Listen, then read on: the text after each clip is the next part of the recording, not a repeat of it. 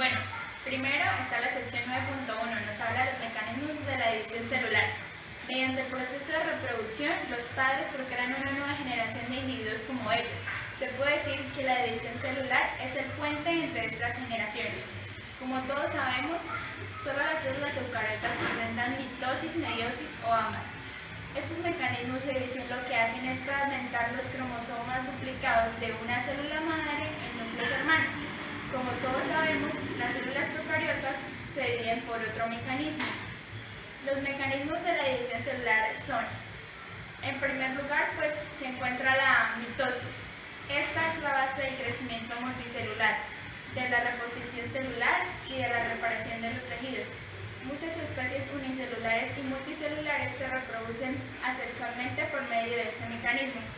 Otro mecanismo es también la meiosis, que es la base de la reproducción sexual. Se encarga de la formación de gametos, los que comúnmente conocemos como espermatozoides y óvulos. Esto también se encarga de la formación de esporas, que hacen parte del ciclo de la vida de muchos protistos, plantas y hongos.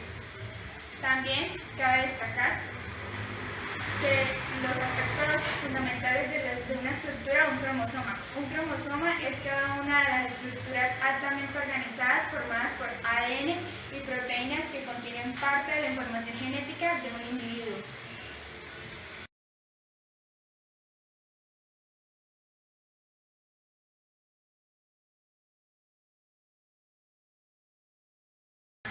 Bueno, ahora continuamos con la sección 9.2 que nos habla de introducción al ciclo celular.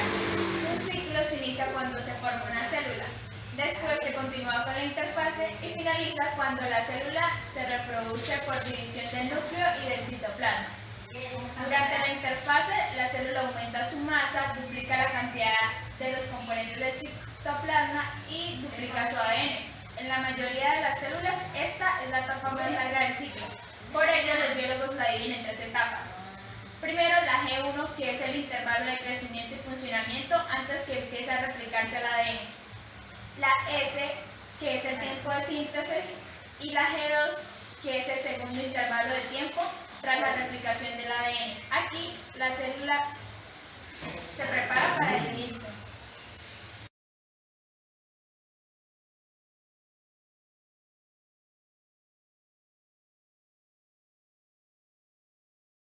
Sección 9.3 que nos habla de la mitosis. El número de cromosomas es el total de todos los contenidos en un tipo determinado de células. El cuerpo humano tiene un número diploide de cromosomas, es decir, 46 cromosomas. La mitosis lo que hace es conservar este número de cromosomas. Esto se realiza por medio de 4 etapas: la profase, la metafase, la anafase y la telofase. En la profase, los cromosomas se condensan y la membrana nuclear ya no es visible. En la metafase, los cromosomas gruesos y enrollados, cada uno con sus cromatías, se alinean en la placa de la metafase. En la anafase, las cromatías de cada cromosoma se separan y se mueven hacia los polos. Y por último, en la telofase, los cromosomas están en los polos y son cada vez más difusos. Luego, la membrana nuclear se vuelve a formar. Y por último, el citoplasma se divide.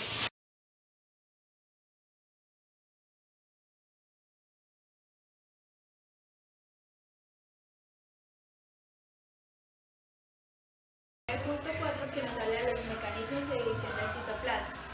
Los mecanismos de la división del citoplasma no son iguales. En las células animales, un anillo de microfilamentos que forma parte de la corteza celular se contraen empujando a la superficie de la célula hacia el interior hasta que el citoplasma se divide. En las células vegetales, una banda de microtúbulos y microfilamentos aparece alrededor del núcleo antes de iniciarse la mitosis. Esto indica el sitio donde la placa celular se formará a partir del material del complejo de Golgi.